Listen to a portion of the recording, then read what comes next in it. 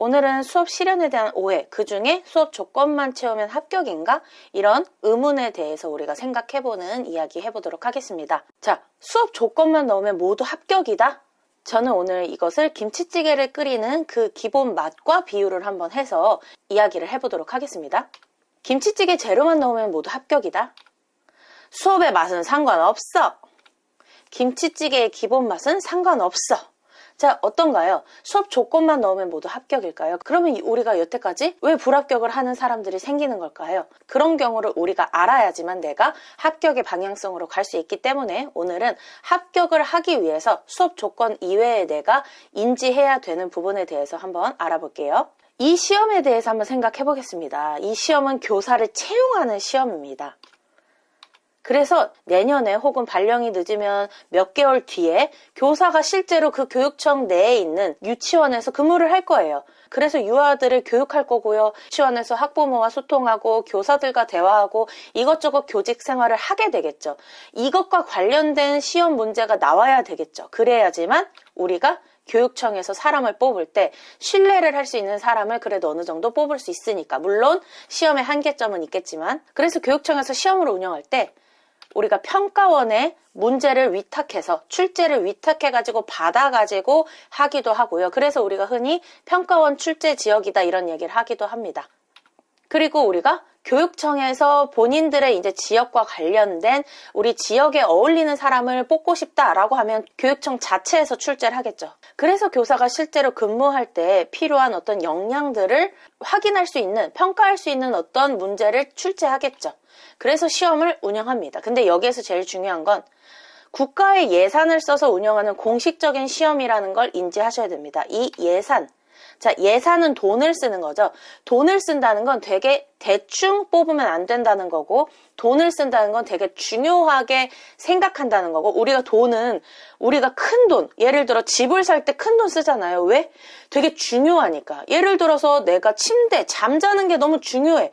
그럼 매트리스에 돈을 엄청 쓰는 거고, 자동차가 너무 중요해. 자동차에 돈을 엄청 투자하겠죠. 그래서 우리가 예산을 쓴다는 건 그게 되게 중요하다라는 의미입니다. 이 전제를 선생님들께서 인지를 해야지 그 뒤까지 좀 납득을 하실 수가 있습니다. 자, 여기에 동그라미를 하나를 쳤어요. 가이드라인, 선을 하나 그렸습니다. 김치찌개의 기본 맛이 이 안에 들어가 있다고 생각해 볼게요. 묵은지의 깊은 맛, 적절한 간, 물의 양, 두부 크기, 두께, 우리 두부가 너무 얇으면 으깨지고 너무 작으면 또 으깨지기도 하고 또 너무 두꺼우면 이게 스며들지 않아가지고 생두부 같고 돼지고기도 너무 두꺼우면 그 안에 맛있는 그 김치찌개 국물에 맛이 스며들지 않고 뭐 그런 게 있잖아요. 너무 또 작아도 돼지고기 김치찌개인지 이게 씹는 맛이 있는지 그런 거 전혀 모르는 것처럼 그런 것들이 되게 중요하고 두께, 신선도 이런 게 중요하겠죠. 고기 냄새 이런 것들 안 나게. 그래서 요리대회에서 이런 것들을 기본 맛을 내면서 저런 조건들이 충족이 되면 김치찌개 장인이라고 볼 수 있습니다. 뭐 이렇게 합격 이렇게 할 수 있겠죠. 근데 우리가 이 반대로 생각해 볼게요. 두부 두께 잘 맞췄는데 왜 떨어짐? 돼지고기 신선한 거 썼는데 왜 떨어짐? 물 양 다 맞췄는데 왜 떨어짐? 김치 맛있는 거 썼는데 왜 떨어짐? 이렇게 볼 수 있겠죠. 우리가 여기 위에 한번 볼게요. 두부 두께 잘 맞췄고 물 양 맞췄고 김치 맛있는 거 썼고 돼지고기 신선한 거 썼는데 왜 떨어졌을까 했을 때 제가 여기가 바운더리라고 했잖아요. 이렇게. 자, 우리가 인정받을 수 있는 건 이 기본 맛이 나고 나서 이것들이 평가가 받는 자격이 주어진다는 거죠. 예를 들어서 여기에서 우리가 된장 맛이 난다거나 여기에서 뭔가 부대찌개 맛이 난다거나 또 여기에서는 홍합탕 맛이 난다거나 여기에서는 그냥 김치빤 냄새가 난다거나 이런 느낌이 들면 어때요? 우리가 김치찌개를 잘 끓인다라고 볼 수가 없죠. 설령 이 요리 조건이 들어갔다고 할지라도 우리가 이런 것들이 맛이 기본적으로 나지 않으면 이게 생각보다 많은 점수로 떨어질 확률이 높습니다. 그래서 지금 준비하는 과정에서 이전에 불합격을 했다면 최종에서 떨어졌다면 내가 기본 맛을 지켰는가를 한번 확인을 해보셔야 됩니다. 그럼 이 김치찌개 비유한 것을 같은 맥락으로 수업의 기본 맛을 한번 살펴볼게요. 수업 조건이 기본 맛이 지켜진 다음에 이 조건이 들어가 있으면 우리가 합격의 가능성이 높아지겠죠? 그런데 전혀 수업의 기본법과 관련이 없는 것들이 나오게 되면 우리가 수업 조건을 내가 말 안에 그 단어를 넣었다고 해도, 존중이란 말을 넣었다고 해도 우리가 이것을 인정을 받기가 어려울 수도 있다. 그럼 선생님, 수업의 기본 맛이 뭔데요? 맛볼 수가 없는데 어떻게 아나요? 의사소통 능력과 학습 지도 능력입니다. 이거는 법적으로 우리가 근거가 있기 때문에 맨 뒤에 법에 대해서 얘기를 하면서 더 덧붙여 드릴게요. 의사소통 능력, 즉 아이들과 소통하면서 아이들의 수준, 그러니까 상대방과의 대화를 통해 그 상대방 입장, 연령, 감정 이런 걸 고려하면서 학습 지도를 했는가, 그러니까 학습 지도를 존중을 주입하고 있는지, 아니면 아이들과 대화를 통해 존중에 대해서 일깨우게 만들었는지에 대한 능력을 보는 거죠. 그래서 그런 것들이 나오지 않으면, 우리가 이런 게 없으면 수업 조건이 아무리 내 말에 들어가 있어도 조건이 충족이 안 될 거고, 여기 안에 들어가면 이제 충족이 된다라고 생각하시면 됩니다. 왜냐하면 우리가 만약에 수업 조건만 채워서 합격하는 거라면 왜 법적 근거에 수업 조건을 다 충족한 사람을 뽑을 것, 왜 이런 말이 안 들어가 있을까요? 왜 우리는 모의 수업을 할 때 의사소통 능력과 학습 지도 능력을 중점적으로 본다고 법에 명시가 되어 있는지에 대해 집중할 필요가 있습니다. 그럼 의사소통 능력과 학습 지도 능력은 무엇일까? 존중이라는 수업 조건이 나왔는데, 교사가 유아들과 수업 실현을 한다는 느낌으로 하고 있는데, 어떤 수험생은 따로 존중이라는 단어를 언급하지 않은 거예요. 어떤 수험생은 모두 존중해서 이야기를 나눴네요 라고 얘기를 한 거예요. 근데 이 왼쪽에 파란색의 수험생은 나는 뭐 때문에 어려운데 뭐 이러면서 민수 얘기 들어보니까 어려울 수도 있을 것 같아요. 그러면서 지원이는 민수 얘기 들어보니까 이런 것들이 어려울 수 있다고 생각했구나. 그러면 친구가 어렵지 않고 편안하게 할 수 있는 방법은 뭐가 있을까? 이런 식으로 그냥 녹여서 해서 시험장에 나오고 나 존중이란 말 안 썼는데 어떡하지 해도 결국 저게 존중으로 인정이 될 수밖에 없겠죠. 왜냐하면 친구의 어떤 상황을 좀 더 디테일하게 수업이 반영돼야 되겠지만, 이 아이를 존중해서 무언가를 대화를 나누고 있다, 타인의 관점을 존중하고 고려하는 그 과정이 수업에 나오면 그냥 인정이 돼버립니다. 그래서 합격 선생님들 중에 이렇게 말씀하시는 경우 있잖아요. 저 조건 다 빼먹고 기본만 하고 왔는데도 합격했어요. 그거는 이걸 따로 하지 않았어도 나 이거 다 녹여서 있는데 내가 그게 녹여진지 아닌지가 약간 아리까리 했을 때, 근데 너무나 그게 내면화되고 체득돼서 그냥 그게 수업에 들어가 있을 때 이렇게 인정이 될 수 있다. 근데 반면에 우리가 유아들이 서로 존중해서 대화한 부분이 없다. 근데 내가 이 말에 그냥 존중을 넣었기 때문에 이거 교사의 말에 넣었으니까 인정해줘야지 라고 생각을 한다면 이건 인정이 될 수가 없죠. 우리가 이렇게 얘기했을 때 이렇게 말하고 그럼 이렇게 말하면 그러면 내가 좀 안심을 할 수 있겠죠. 근데 이런 게 없이 그냥 말로만 했다면 뭐예요? 아이들과 의사소통 속에서 존중이라는 과정이 드러나지 않았고 유아들이 존중에 대한 것이 어떻게 하는 건지 배우지 않았기 때문에, 여기에 드러나지 않았기 때문에 이게 인정이 안 될 수 있다. 그래서 가장 좋은 건 이렇게 하고 이렇게 하면 내 마음이 좀 편하겠죠. 요런 식으로. 그래서 사실 인정이 될 수 있는 건 요 부분일 수 있다. 근데 제일 좋은 건 요렇게 하면 내 마음도 편하고 점수도 받고 할 수 있다라는 거. 자, 창의성으로도 한번 해볼게요. 수험생이 따로 창의성이라는 단어 언급하지 않았다. 모두 정말 톡톡 튀는 다양한 생각들을 말해주었어요. 모두에게 칭찬박수. 근데 사실 칭찬박수 이런 걸 유치원에서는 많이, 실제 현장에서는 많이 쓰지 않잖아요. 이게 저 옛날부터 저 초수 때 거의 10년 전에도 이런 말들이 많았는데 꼭 이런 말 안 써도 됩니다. 이런 말 안 써도 되는데 보통 많이들 쓰시니까 한번 넣어봤어요. 근데 수업 조건으로 우유값을 다 펼치면 어떻게 될까? 여기에 다른 상자를 친구 만들어주면, 구멍을 뚫으면, 끈은 어떻게 연결하지? 끈이 짧으면, 끈이 길면, 우유값이 여러 가지가 이어지면, 이렇게 다양한 아이디어를 내는 그 상황이 드러났으면 그냥 창의성의 맥락이 그냥 반영이 된 거고요. 막상 아이디어가 별로 나오지 않고 다각도로 생각하는 부분이 전혀 없다면 이렇게 말을 해도 인정을 받을 수가 없게 된다는 거죠. 자, 그래서 교사와 학습자 간에 의사소통이 있어야 되는데, 교사가 그 의사소통 능력이 있어야 되죠. 상대방들을 고려해야 되고, 상대방 누구예요? 학습자죠. 개별적인 상대를 또 고려해야 된다. 어떤 거? 발달 특성, 수준, 연령 특성, 개별 상황, 문화적 특성, 이런 것들이 나올 수 있겠죠. 그래서 이게 보편적인 발달 특성이 나오기도 하지만 우리가 한 명이 어려움을 겪기도 하죠. 그래서 그런 우리를 힘들게 하는 유아들이나 아니면 소극적인 아이들, 그런 아이들이 나오는 거예요. 왜? 개별적으로 좀 어려움을 겪을 때 교사인 선생님은 어떻게 의사소통하십니까? 우리 보편적으로 이 연령대의 아이들과 이 수업을 할 때 어떻게 의사소통하십니까? 이런 것들 말하는 거고, 그래서 학습 지도할 때, 학습에 대해 지도할 때 교사는 그냥 주입을 하는지 아니면 티키타카를 하면서 이 아이들이 능동적으로 학습하는지 그런 맥락을 보는 거죠. 그래서 기본 맛이 아닌 경우를 생각해보면 유아가 이해할 수 없는 단어, 발문, 상호작용 내용이 들어가게 될 경우, 내가 만약에 수업 조건에 있는 단어를 그대로 썼는데 그게 유아가 이해할 수 없는 말이라면 그것은 인정이 안 될 수도 있는 거죠. 물론 아이들이 배웠다면 그래도 어느 정도 인정이 될 수 있지만 유아의 신체, 정서, 사회성 등을 전혀 고려하지 않는 경우, 그러니까 뭐예요? 유아와의 신체 활동에서 유아의 신체 표현을 고려할 때 진짜 뭐 초등학교, 중학생 이런 느낌이면 절대 아니라는 거예요. 그리고 정서적으로 아이가 뭐 힘들어하는 그 부분을 고려하지 않거나 그런 게 문제 상황 나온다면, 그리고 아이들 사회성 이런 거를 고려하지 않거나 이런 것도 문제 상황이 나온다면, 예를 들어 울고 있는 유아가 바로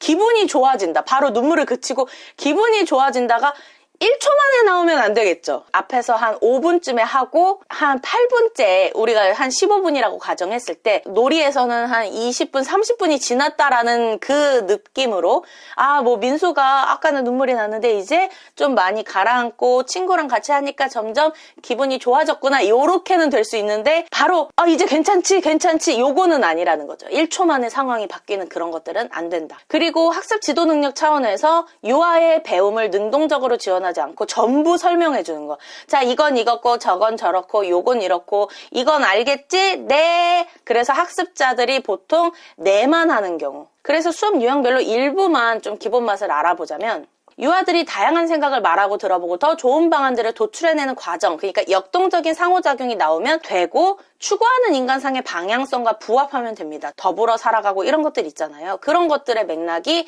인간상의 방향성과 부합하네 라고 느껴지면 그 수업은 기본 맛을 낸 거예요. 반면에 교사와 유아만 완벽한 한 가지의 답을 얘기하는 경우, 예를 들어서 교사가 물어봤고 한 명이 완벽한 한 가지만 말해서 그게 이렇게 우당탕탕 이렇게 티키타카 얘기하면서 엄청 큰 아이디어로 변한 게 아니라 그냥 그거 자체로 끝나는 경우 있잖아요. 유아 20명이라고 한다면 20명의 해결 방안이 나오는 느낌. 완벽한. 여기 이야기 나누기는 완벽한 아이들을 보여주는 게 아니기 때문에 그 이야기 나누기의 기본 맛, 본질을 알아보는 게 되게 중요합니다. 그리고 동시, 유아들이 동시를 감상하면서 동시에서 느낄 수 있는 심상, 메시지, 운율 등을 느껴보는 그 과정들, 그런 것들이 나오지 않으면 기본 맛이 느껴지기가 어렵죠. 왜냐하면 동시 감상이니까. 감상하는 건 아이들한테 그 동시가 전달돼서 교류를 통해 나의 삶의 어떠한 맥락으로 들어오는 그 느낌이거든요. 그리고 내 삶을 생각하면서 또 아이들 바깥으로 그런 가치들이 표출되기도 하고. 근데 예를 들어 교사가 유아들의 반응, 생각 전부 뺀 채 절차적인 것에만, 그래서 우리가 절차를 외우는 경우에 절차적인 것만 수업을 하는 건, 그거는 예를 들어 이렇게 생각하셔야 돼요. 우리가 절차적인 것만 얘기를 한다면 이런 의문 들 수 있거든요. 우리 교육청에서 한 30명을 뽑는데 30명이 절차를 똑같이 외울 텐데 그러면 어떤 자율성을 보고 교사의 어떤 특색 그런 것들을 보고 교사를 뽑지? 그럼 생각해보면 절차적인 것만 교육청에서 요구를 하는 거면 우리가 1.5배수니까 한 45명을 교실 두 곳에 놓고 10분 동안 쓰거나 60분 동안 쓰라고 제출하는 게 훨씬 더 효율적인 방법이겠죠. 그래서 하셔야 되는 게 맨 앞에서 말한 예산을 쓴다고 했잖아요. 예산을 써서 굳이 우리 교육청에 소속돼 있는 고경력자의 전문가, 유아교육 전문가, 우리 선배님들에게 예산, 수당을 지급해서 그날 힘들게 한 명 한 명을 굳이 왜 보냐는 거죠. 교사를 한 명 한 명을 보는데 똑같은 걸 보려고 하는 것일까 과연. 그래서 요걸 생각하셔야 됩니다. 그래서 게임이나 동시나 동극 이렇게 선생님들께서 어떤 절차가 있다고 생각되는 것들은 이런 건 그냥 절차대로 하면 되니까 라고 만약에 생각하고 계신다면 이거에 대해 생각해 보셔야 돼요. 굳이 우리가 시간을 내서 고경력자들을 모아서 돈을 주고 우리가 힘들게 왜 한 명 한 명 굳이 왜 같은 거 보기 위해 왜? 그런 논리로 우리가 반박을 해보자면 말이 안 된다라는 거죠. 그래서 선생님들께서 이 부분, 항상 절차가 있는 부분은 만능 틀에서 교사의 말만 외우는 걸 보려고 하는 시험이 절대 아닐 거다. 이런 틀이 나오는 문제가 나오면은 절대 그것만 물어보려고 문제를 출제하는 게 아니다. 의사소통 능력과 학습 지도 능력을 보려고 하는 것이다라는 인식이 필요합니다. 그래서 무엇을 학습한 것인지 어떤 의사소통을 했는지의 부재가 우리가 동시를 만능틀 외워서 내가 말할 거 다 말하고 왔는데 왜 떨어졌지? 요거가 이 답이라고 생각하시면 됩니다. 자유놀이. 다양한 놀이를 하면서 유아들이 생각, 감정을 주고받으며 문제를 해결해보고 협력, 나눔 등을 하면서 교사는 환경적, 언어적, 정서적 지원을 놀이틀 밖에서 해주고 그와 동시에 놀이틀 안에서 공동놀이자로도 참여하는 것. 이렇게 역동적으로 자유놀이가 보여지면 이건 고득점을 맞을 수 있는 것이죠. 근데 반대로 완벽한 놀이를 아이들이 해서 빈틈이 없어요. 그래서 교사가 할 수 있는 거라곤 요렇게 하고 있군요. 선생님 또 놀러 올게요. 요렇게 하고 있군요. 놀러 올게요. 읽어주기만 하는 경우. 무엇을 학습한 건지 보이지 않고 이미 완벽해서 학습을 할 게 없었으니까 어떤 의사소통을 했는지 아이들과 대화를 하면서 어려움에 대해 공유해보고 생각을 나누고 선생님도 제안을 해보고 아이들이 거절도 해보고 그거 받아가지고 선생님 생각 들어보니까 이런 아이디어도 생각나요 선생님? 이런 것들 의사소통 해보고 그런 것들이 나오지 않으면 자유놀이에서는 점수가 이렇게 해서는 받기가 어려울 수 있다.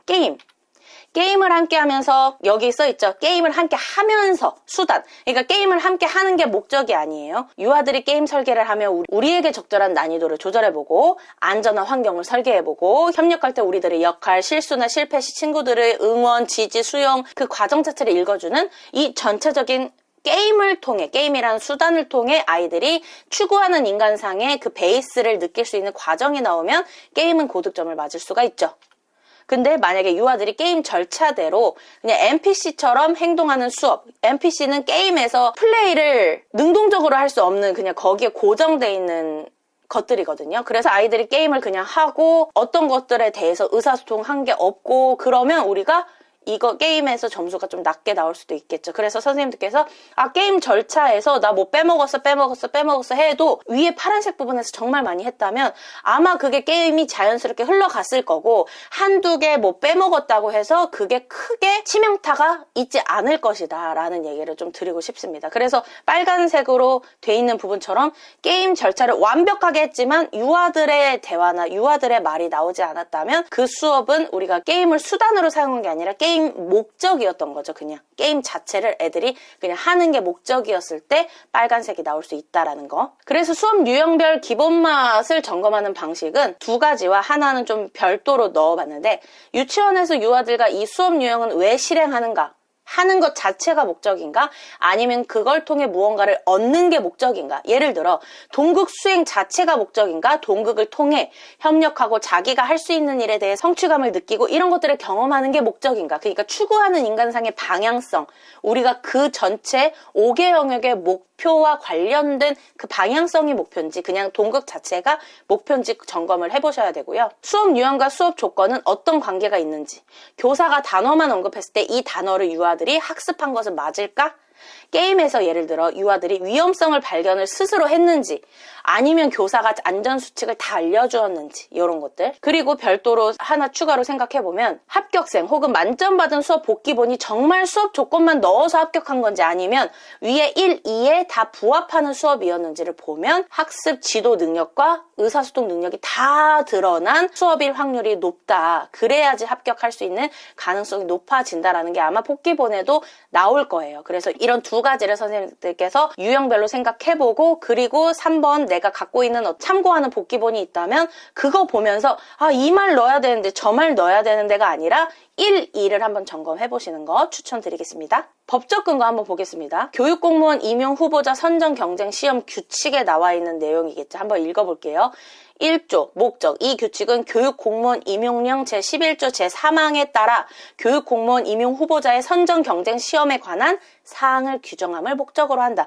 그러니까 이게 법적으로도 이미 다 규칙으로 만들어져 있는 부분이에요. 그냥 우리가 대충 할 수 있는 시험이 아니라는 거예요. 제2조 적용 범위. 이 규칙은 다른 법령에 특별한 규정이 있는 경우를 제외하고는 유치원, 초등학교, 중등, 특수학교 교사 임용 후보자 선정 경쟁 시험에 적용한다라고 나와 있고요. 그리고 시험 구분, 유치원, 교사, 초등, 중등, 특수, 실기, 보건, 사서, 전문 상담, 영양 전체적으로 우리 국가에서 이런 것들을 관리하고 있다라는 거예요. 법적 근거에 따라서. 자, 여기 제22조에는 시험위원 등에 대한 수당 지급, 돈이 되게 중요하다 했잖아요. 시험위원과 시험감독관에게는 예산의 범위에서 수당을 지급한대요. 중요한 일이라는 거예요. 제23조 시험운영자문위원회의 설치, 시험의 실시 운영 등에 관한 시험 실시 기간의 자문에 응하게 하기 위해 시험 실시 기간 소속으로 시험운영자문위원회를 둘 수 있다. 그리고 여기는 일부 이제 시험 부분과 관련된 부분인데 제2차 시험 중 교직 적성 심층 면접은 교사로서의 적성, 교직관 인격 및 소양을 평가한다. 제2차 시험 중 수업 능력 평가는 모의 수업 등을 통하여 교사로서의 의사소통 능력과 학습 지도 능력을 중점적으로 평가한다. 그리고 시험 실시 기관은 제2차 시험을 실시할 때 부적격자를 확인할 수 있는 평가 지표를 개발하여 활용해야 한다. 자, 우리 개발이라는 말 표현했어요. 개발이 키워드 하나만 있진 않겠죠. 절대로. 평가 지표를 개발한다는 건 신뢰도와 타당도 이런 거 고려해서 평가 지표를 만들겠죠. 설령 그게 사람이 하는 일이어서 뭐 부족한 게 있더라도 적어도 법적 근거로는 우리가 이렇게 중요하게 명시가 되어 있다라는 거예요. 그래서 만약에 키워드만 써 있는 거라면 우리가 이런 논리로 한번 의문을 가질 수가 있습니다. 만약에 특정 단어 존중이라는 하나를 말했는지 여부만 채점하는 거라면 고경력자 유아교육 전공자를 부르지 않겠죠. 그리고 현장을 많이 경험해본 사람을 뽑을 필요가 없겠죠. 왜냐하면 존중 단어 말하고 있나를 본다면 우리가 1년차 초임교사도 가능하고 비전공자도 존중이라는 말 들을 수 있는데 일반인 시민도 평가위원이 될 수 있다라는 건데, 그러니까 결국 일반인도 평가위원이 될 수 있다. 왜? 존중이란 단어는 알고 들을 수 있으니까.